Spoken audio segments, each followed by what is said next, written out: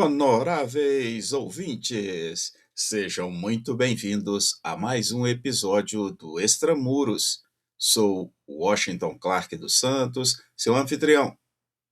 No episódio de hoje, vamos tratar de um fenômeno que deixou de ser um problema pontual de segurança pública para se consolidar como um verdadeiro componente estrutural do custo Brasil: o roubo de cargas.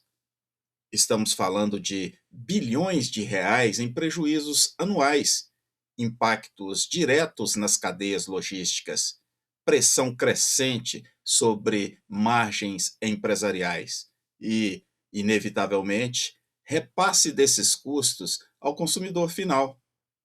Mas há um elemento que vem se consolidando como padrão nas operações criminosas mais estruturadas: o uso de bloqueadores de sinal, os chamados jammers. Esses dispositivos não apenas inviabilizam o rastreamento de cargas, como também comprometem a capacidade de resposta das forças de segurança e das próprias empresas. Em muitos casos, transformam uma operação criminosa em uma ação de alta eficiência e baixo risco. Embora existam ocorrências sem violência direta, algumas com indícios de facilitação interna, nas ações mais sofisticadas, o jammer deixou de ser exceção, tornou-se regra. E aqui surge um ponto crítico. A resposta legal ainda não acompanha a gravidade do problema. A interferência em telecomunicações segue tratada de forma genérica pela Lei número 9472 de 1997, o que, na prática, gera um descompasso entre o risco penal e o impacto real causado por esse tipo de tecnologia nas operações criminosas. Diante desse cenário, a pergunta que se impõe não é apenas sobre o Estado, mas também sobre o setor privado. As empresas já compreenderam que estão lidando com um risco estrutural e, mais importante, já ajustaram suas estratégias para enfrentá-lo? Para nos ajudar a aprofundar essa análise, recebemos hoje Cristiano Castro, policial rodoviário federal de vasta experiência em investigações complexas e atuação em forças-tarefa, ao qual saúdo com as boas-vindas, agradecendo sua generosidade em compartilhar conosco tua vivência e reflexões, participando deste programa e abrilhantando este canal. Uma satisfação tê-lo conosco. Considerando sua experiência e os dados mais recentes, em que momento o roubo de cargas no Brasil deixa de ser um problema episódico e passa a ser compreendido como um risco estrutural dentro da lógica das organizações criminosas? Washington, bom dia. Prazer falar com você e com os ouvintes desse podcast tão sério e tão interessante. Isso deixa de ser um problema pontual quando o roubo de carga passa a ser previsível. Quando você começa a ver que não é uma questão mais de oportunidade, é a escolha de alvo, a escolha de rota, de horário, aí já muda de nível. O principal é o seguinte: tem demanda, tem gente esperando essa carga lá na frente. Então não é só roubar. Existe uma estrutura para escoar isso bem rápido. A partir daí você percebe que já virou como se fosse uma empresa, com funções distintas, né? Tem quem levanta a informação, a carga, quem executa, às vezes com a facilitação interna, quem aborda o caminhoneiro para que isso aconteça, quem distribui, etc. Então isso é organização criminosa operando como empresa, né? Então, mesmo quando os números caem, e esses números eles variam, né, por N motivos, né, o problema continua, porque a estrutura não acabou. Pelo contrário, a cada ano ela se consolida mais. Resumindo, deixou de ser ocorrência isolada e virou parte de um sistema. Nas ocorrências mais sofisticadas, o uso de bloqueadores de sinal parece ter se tornado um elemento central. Na sua avaliação, qual é o impacto real dos jammers na eficiência dessas operações e na redução da capacidade de resposta das empresas e do Estado? Hoje é peça-chave nas ações mais organizadas, mas a gente também já vê o jammer, e é comum, nas organizações menos profissionais. Ele não é só um acessório, ele muda completamente o jogo, tá? Porque o que sustenta a segurança no transporte é a comunicação. É o rastreador, é a telemetria, o contato com a central, o acionamento rápido dos órgãos policiais quando há um sinistro, né?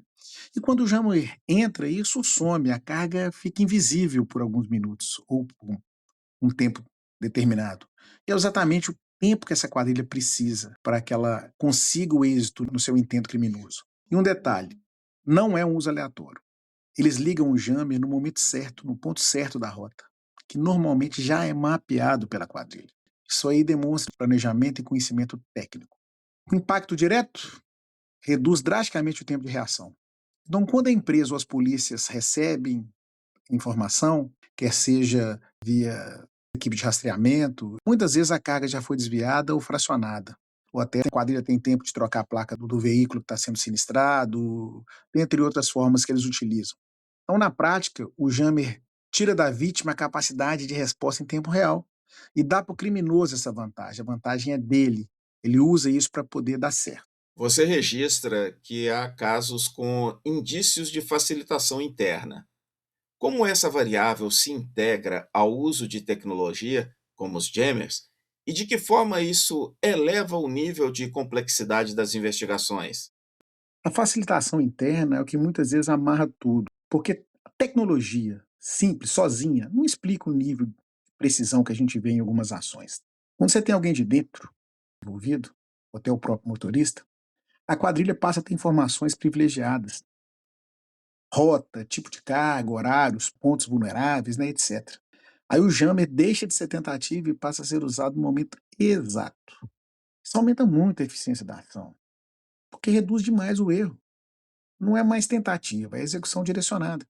Ele já sabe que vai dar certo, porque eles têm todos os atores envolvidos junto com eles. Do ponto de vista investigativo, complica demais, porque você deixa de olhar só para fora e precisa investigar a cadeia inteira, empresa, motorista, operador logístico, etc. Inclusive, os BOs feitos quando há facilitação interna, os motoristas te direcionam para uma investigação totalmente oposta ao que realmente aconteceu. Isso aí te demanda muito tempo, agentes, inteligência, para que você consiga verificar que realmente ele está mentindo.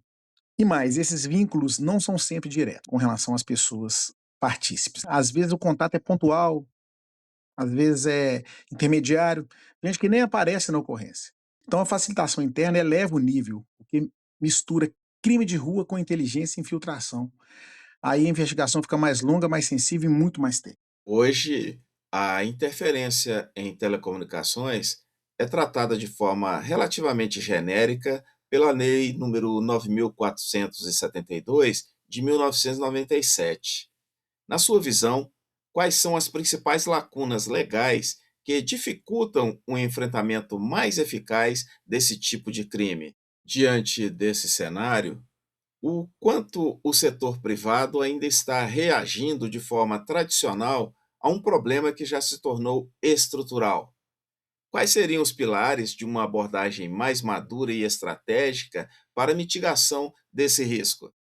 Boa parte do setor privado reage ainda de forma bem tradicional, obsoleta, olhando muito para a tecnologia de uma forma isolada. Então precisa de mais rastreador, precisa de mais bloqueio, como se isso resolvesse sozinho. Só que o problema estrutural, então essa resposta já acaba ficando para trás quando a gente analisa isso em relação à organização do crime hoje, no intento de roubo à carga.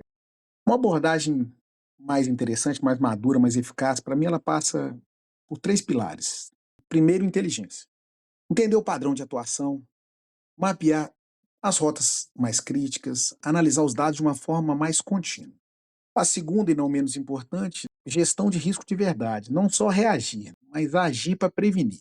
Revisão de processos, controle interno delas, validação de pessoas e operações. E o terceiro, que para mim é o central, é o mais importante, é a integração com as forças policiais. Não dá para tratar isso de forma isolada, isso já está claro. O intercâmbio de informações entre empresas e forças de segurança faz muita, mas é muita diferença. Porque o que uma ocorrência mostra, muitas vezes vai ajudar a antecipar outra. Quando o setor público e privado trocam informações, né, e eles alinham ações em conjunto, o tempo de resposta melhora, a prevenção fica mais eficiente e a facilitação interna ela fica muito mais difícil. Sem isso, cada um trabalha no escuro e o crime que já é estruturado continua na frente. Um exemplo prático que aconteceu aqui em Minas Gerais foi uma empresa do setor de cigarros, procurou a PRF, com números realmente absurdos em rodovias federais aqui em Minas, de roubos e furtos, não se limitavam a rodovias federais, era geral, né? Mas nas rodovias federais também eles nos procuraram e a gente topou tentar mitigar isso com o apoio, desde que a empresa acreditasse no que a inteligência da PRF aqui em Minas aconselhasse. E foi feito esse trabalho muito legal e tivemos uma redução dentro das rodovias federais à época aqui em Minas entre 70% e 80% dos roubos, mas com ações efetivas da iniciativa privada orientadas pelas forças policiais, no caso da PRF aqui em Minas. Para avançarmos no enfrentamento desse fenômeno, quais seriam os caminhos mais eficazes, seja do ponto de vista tecnológico, regulatório ou de integração, entre setor público e privado, para reduzir o impacto de roubo de cargas no Brasil? É lógico que seria utopia a gente achar que uma solução única aqui seria uma receita de bolo que a gente conseguiria resolver. Não tem solução única, não tem mágica.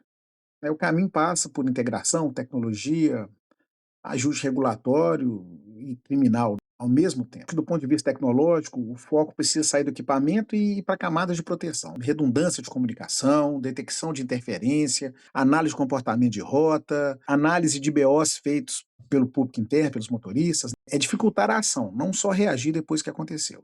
Só um detalhe: grande maioria dos motoristas de caminhões são trabalhadores honestos e dedicados que não participam disso. Porque quando a gente fala, às vezes, da facilitação interna, parece que todos os motoristas se utilizam desse intento criminal. Não. Tá? Uma grande maioria são honestos trabalhadores que movem esse país. Do campo regulatório, a principal ação é ajustar a resposta penal à realidade. Tratar com mais rigor o uso de jamba e a receptação, porque é o que sustenta o crime. Na parte jurídico-criminal, é manter os criminosos presos. Eu vou falar que eu não tenho esse número aqui, mas na época que a gente trabalhava na ponta, fardado, era mais de 90% os reincidentes. A gente abordava os mesmos. Tinha alguns que a gente já sabia pelo nome. Não ficam presos.